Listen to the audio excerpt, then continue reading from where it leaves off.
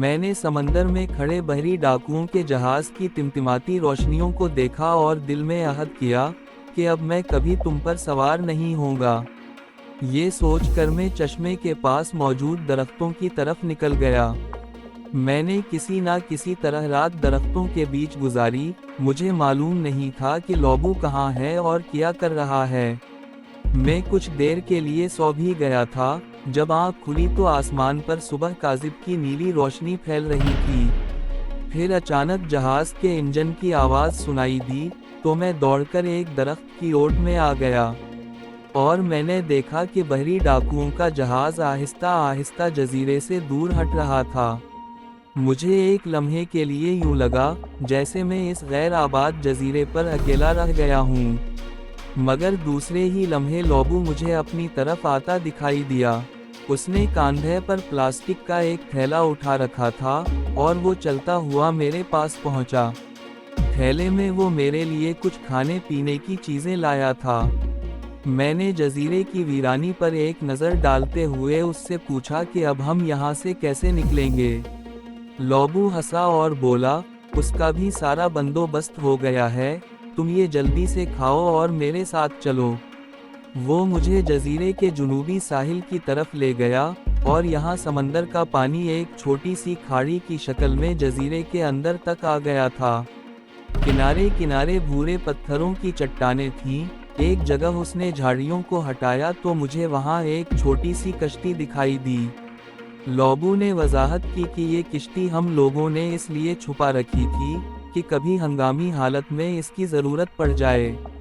میرے پوچھنے پر کہ ہم یہاں سے کدھر جائیں گے، لوبو نے ایک تفصیلی منصوبہ سامنے رکھا۔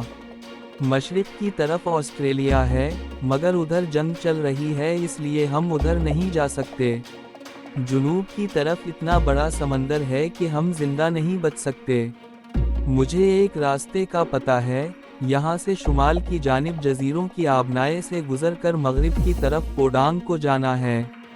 پوڈانگ کے گھنے جنگلوں میں ایک دریا بہتا ہے، جس کے کنارے 3 کالی چٹانیں زمین سے باہر نکلی ہوئی ہیں۔ وہاں کچھ جنگلی قبیلے آباد ہیں۔ اسی جگہ ایک سپیرن عورت رہتی ہے جو میری منہ بولی ماں ہے۔ اس کے پاس میں نے اپنی کچھ دولت ہیروں کی شکل میں جمع کرا رکھی ہے۔ میں وہ اس سے واپس لے لوں گا اور سری لنکا جا کر نئی زندگی شروع کروں گا۔ میں نے پوچھا، وہاں سے لنکا ہم کس طرح جائیں گے؟ سارے علاقے پر تو جاپانیوں کا قبضہ ہے، اور لنکا تک سمندر میں جاپانی جنگی جہاز گشت کر رہے ہوں گے۔ لوبو کہنے لگا، وہ سپیرن عورت سارا انتظام کر دے گی۔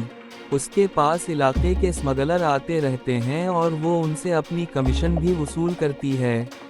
میں نے پوچھا، مگر وہ وہاں کیا کرتی ہے؟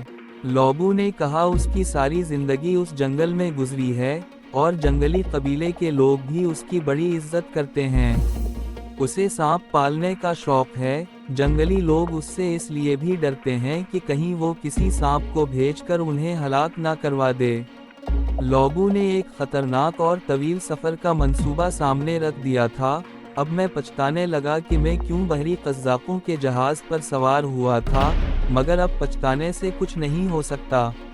مجھے احساس ہوا کہ قدم اٹھانے سے پہلے اچھی طرح سوچنا چاہیے، مگر یہ میرے جذبات کا زمانہ تھا۔ میرا عزم جوان تھا اور کھلے سمندروں میں سفر کرنے کا جذبہ غالب تھا۔ اگرچہ میرا دماغ آنے والے خطروں سے ڈراتا، مگر میرے جذبات اس پر غالب آ جاتے تھے۔ ہم کشتی کو جھاڑیوں سے نکال کر کھاڑی کے پانی میں لے آئے، اور لوبو اس ویران جزیرے میں وقت ضائع نہیں کرنا چاہتا تھا۔ ہم نے کچھ تازہ ناریل کشتی میں رکھ لیے۔ لوبو کے تھیلے میں 3 دن کی خشک خوراک اور پانی سے بھرا ہوا ایک پلاسٹک کا تھیلا تھا۔ لوبو کے حساب کے مطابق اگر موسم ٹھیک رہا تو ہمیں تیسرے دن پوڈانگ کے ساحل پر پہنچ جانا چاہیے تھا۔ یہ سب کچھ اندازے سے ہو رہا تھا، مگر لوبو کو سمندری سفر کا بڑا تجربہ تھا۔ میرے سامنے اب ایک ہی منزل تھی کہ لوبو کے منصوبے کے مطابق لنکا پہنچ جاؤں، اور وہاں سے پنجاب کی طرف نکل جانے کی کوشش کروں، کیونکہ یہ علاقہ ابھی انگریزوں کے پاس تھا۔ ہم دونوں کشتی میں سوار ہو گئے اور لوبو چپو چلانے لگا۔ اس نے کشتی کو مہارت سے چلا کر کھاڑی سے نکال کر سمندر میں لا کھڑا کیا۔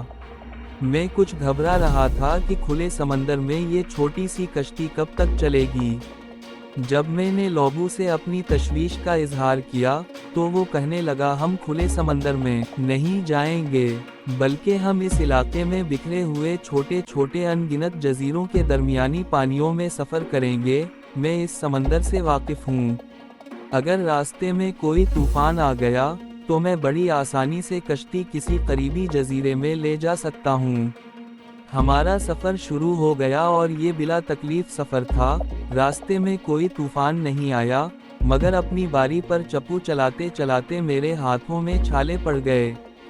رات کے وقت تجربہ کار ملاح لوبو نے کشتی کو ایک تیز رفتار سمندری لہر پر ڈال دیا اور کشتی اپنے آپ ساری رات اور دوسرا سارا دن سفر کرتی رہی۔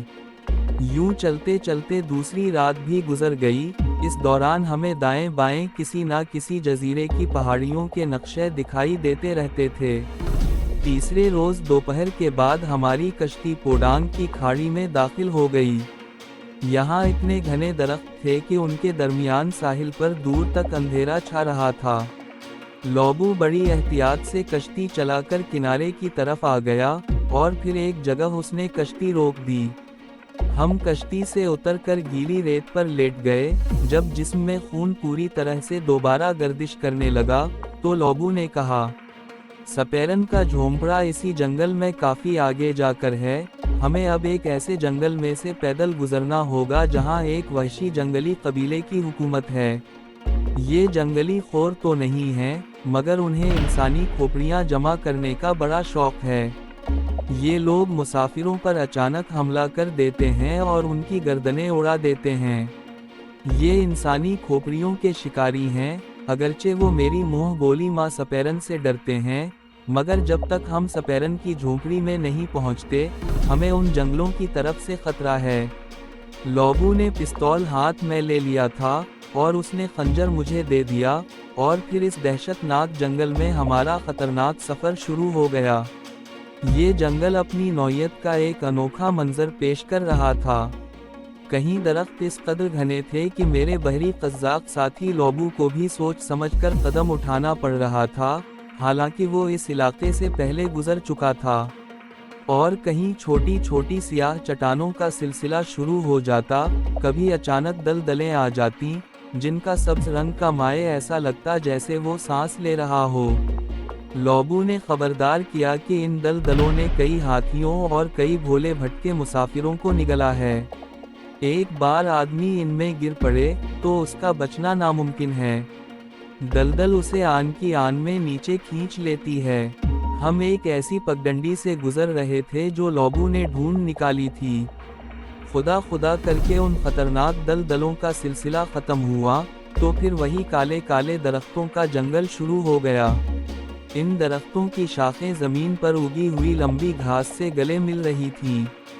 وہاں ایک درخت پر بہت بڑا اژدہا لٹک رہا تھا۔ میں نے لوبو سے کہا کہ اسے گولی مار دے، مگر وہ کہنے لگا، یہ تمہیں کچھ نہیں کہے گا، صرف اس کے قریب سے گزرتے ہوئے سانس تھوڑی دیر کے لیے روک لینا، کیونکہ اگر تم نے سانس لیا تو یہ تمہیں وہیں جھپٹ کر دبوچ لے گا۔ میں نے سبز و سیاہ رنگ کے اس اژدہے سے 4 قدم پہلے ہی سانس روک لی اور اس کے کئی قدم آگے نکل جانے تک سانس کو روکے رکھا۔ ابھی تک ہمیں کھوپڑیوں کا شکار کرنے والے جنگلیوں میں سے کوئی نہیں ملا تھا۔ لوبو ان کے لیے ہر آن چوکس تھا اور اپنی پیلی رنگ کی آنکھوں سے ادھر ادھر دیکھ رہا تھا۔ یوں چلتے چلتے شام ہو گئی۔ خضرو جنگلی جھاڑیوں اور اونچی گھاس کی وجہ سے ہم زیادہ تیز نہیں چل سکتے تھے۔ لوبو کہنے لگا، ہمیں یہیں کسی جگہ رات گزارنی ہوگی۔ میں نے سنسان جنگل کی بھیانک خاموشی سے گھبرا کر پوچھا، اور رات کو اگر کھوپڑیوں کے شکاری یا کوئی شہر چیتا آ گیا تو کیا ہوگا؟ لوبو نے کوئی جواب نہیں دیا اور پھر وہ صرف مسکرایا۔ فکر مت کرو، رات کے پہلے حصے میں تم پہرا دینا اور اس کے بعد میں پہرا دوں گا۔ اور ویسے بھی شہر وغیرہ رات کے دوسرے حصے میں ہی شکار کے لیے نکلتے ہیں، اور پھر ہم کسی محفوظ جگہ پر پناہ لیں گے۔ महफूज जगह ये थी कि लोबू ने एक चट्टान के अंदर बनी हुई कुदरती गार को मुंतखब कर लिया। गार तकरीबन 6-7 फीट के घेरे में फैला था और उसके मुंह के आगे जंगली झाड़ियों का एक जाल सा पड़ा था। वो गार में घुसते ही जमीन पर लेट गया और बोला, बाहर पहरा दो। आधी रात के वक्त मुझे जगा देना और फिर मैं पहरा दूंगा। मैं पिस्तौल हाथ में लेकर गार के दहाने पर एक तरफ होकर बैठ गया। लोबू एक बेफिक्र और नीम जंगली किस्म का आदमी था, जिसकी जिंदगी का ज्यादा हिस्सा बहरी डाकुओं के साथ गारतगिरी करते गुजरा था। वो लेटते ही सो गया और उसके हल्के हल्के खराटों की आवाज आने लगी।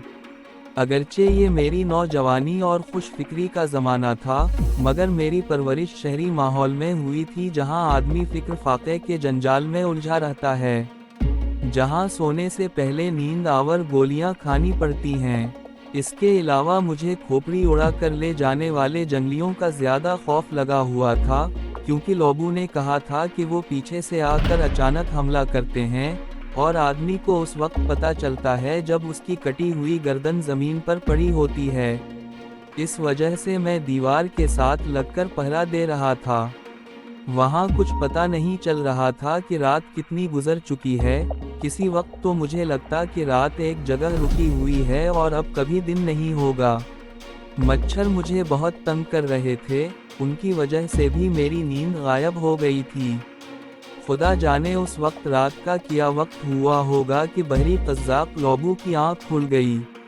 वो उठकर गार के बाहर आया और नींद भरी आवाज में बोला, जाओ अब तुम जाकर सो जाओ, बाकी रात में पहरा दूंगा।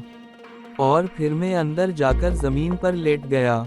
आंखें नींद से भरी हुई थीं। मुझे नहीं ख्याल कि ज्यादा वक्त गुजरा होगा कि लोबू ने मुझे झुंझोड़ कर जगा दिया और बोला, जल्दी यहाँ से निकल चलो, मुझे कुछ गड़बड़ लगती है। मैं उसके साथ गार से बाहर निकल आया। लोबू फिजा में कुछ सूंघता हुआ झाड़ियों में झुककर चल रहा था। फिर उसने एक दरख्त की तरफ इशारा किया। वो मुझे दरख्त पर चढ़ने के लिए कह रहा था। मैं दरख्त पर चढ़ा तो वो भी तेजी से ऊपर चढ़ गया। हम जमीन से कोई 15-20 फीट की ऊंचाई पर घने दरख्त की शाखों में छुप गए। मेरी समझ में नहीं आ रहा था कि लोबू ने फिजा में कौन सा खतरा महसूस किया था। मैं कुछ पूछना चाहता था, मगर उसने मेरे मुंह पर हाथ रखकर मुझे खामोश कर दिया। ऐन उसी वक्त ऐसी आवाज आई जैसे कुछ लोग झाड़ियों में से गुजरते चले आ रहे हों, और फिर दूसरे ही लम्हे अंधेरे में मुझे 4-5 आदमियों के साए दिखाई दिए। उनके हाथों में तीर कमान थे और वो झुककर उस गार की तरफ बढ़ रहे थे, जहां थोड़ी देर पहले हम पनाह लिए हुए थे। मैं समझ गया कि ये वही जंगली हैं, जो आदमियों के सर उतार कर ले जाते हैं। खौफ की एक सर्द लहर मेरे जिस्म में दौड़ गई। ये जंगली हमला करने के इरादे से आगे बढ़ रहे थे। उनमें से 2 आदमी गार में दाखिल हो गए, फौरन ही बाहर आए और एक ने अपनी जबान में कुछ कहा, और फिर बाकी के जंगली इधर उधर सरकने लगे। शायद उन्हें हमारी तलाश थी। लोबू ने पिस्तौल की नाली को शाखों में से निकालकर उनकी तरफ कर दिया। लोबू शायद 1-2 को हलाक कर सकता था, लेकिन इतनी देर में उनके तीरों की बौछार हमें जख्मी कर सकती थी। मैं लोबू को मना करना चाहता था, मगर मैं बोल नहीं सकता था। मैंने उसका पिस्तौल वाला हाथ पीछे खींचने की कोशिश की, तो उसने मेरे हाथ को झटक दिया। ऐसा करने से बहुत हल्की सी आवाज पैदा हुई, तो जंगलियों में से एक शख्स ने सीधे दरख्त की तरफ देखा। हमारी जिंदगी अभी बाकी थी। ऐन उसी वक्त ना जाने दरख्त की कौन सी शाख में से एक परिंदा फड़फड़ा कर उड़ गया। जंगली यही समझा कि ये परिंदे की आहट थी, और वो लोग हमारे दरख्त के नीचे से गुजरते हुए जंगल के अंधेरे में गुम हो गए। जब उन्हें गए काफी देर हो गई तो लोबू ने आहिस्ता से कहा, नीचे उतरते हैं। हम एक बार फिर उसी गार में वापस आ गए। लोबू का ख्याल था कि जंगली अब इस तरफ नहीं आएंगे, और ऐसा ही हुआ। जब सूरज की रोशनी जंगल में चारों तरफ फैल गई, तो वो बहरी कज़्ज़ाक़ जंगल के महफूज रास्तों से होता हुआ अपनी मुंह बोली माँ सपेरन के डेरे की तरफ चल पड़ा। मुझे कदम कदम पर यही डर लगा रहा कि अभी किसी ना किसी तरफ से जंगली लोग निकलकर हम पर हमला ना कर दें। मगर लोबू बड़े इत्मीनान से चल रहा था, जैसे उसे यकीन हो कि जंगली इस तरफ नहीं आ सकते। और फिर हम एक छोटी सी नदी के किनारे आ गए। ये नदी असल में समंदर का पानी ही था जो खाड़ी से नदी की शक्ल में निकलकर जंगल में आ गया था। इस नदी के किनारे मैंने सुर्ख और जर्द रंग के अजीब व गरीब फूल खिले हुए देखे। नदी पीछे रह गई और हम एक बहुत ज्यादा गुंजान जंगल में आ गए। और फिर बहरी कज़्ज़ाक़ एक जगह रुक गया।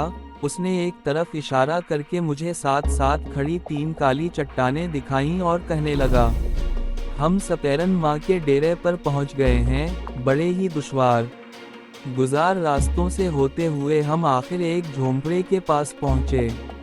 झोंपड़े का बांस का दरवाज़ा खुला था और बाहर मिट्टी के 2 मटके पड़े थे। दिन की रोशनी में मुझे झोंपड़े के खुले दरवाजे में से कुछ पटारियां रखी नजर आ रही थीं। मेरा दिल दहल गया। इन पटारियों में यकीनन सांप थे। सपेरन नजर नहीं आ रही थी और मेरा साथी कज़्ज़ाक़ झोंपड़ी के बाहर एक तरफ बैठ गया और बोला, वो यहीं कहीं होगी। इतने में एक काली सियाह फाम पुख्ता उम्र की औरत दरख्तों के दरमियान से निकलकर हमारी तरफ आई। उसने गेरुए रंग की साड़ी पहन रखी थी और बाल शानों पर खुले थे और आंखें शिलंगरफ की तरह चमक रही थीं। सबसे खौफनाक बात ये थी कि उसके गले में 3-4 सांप पड़े थे, जिनमें से एक सांप ने अपना फन खोल रखा था।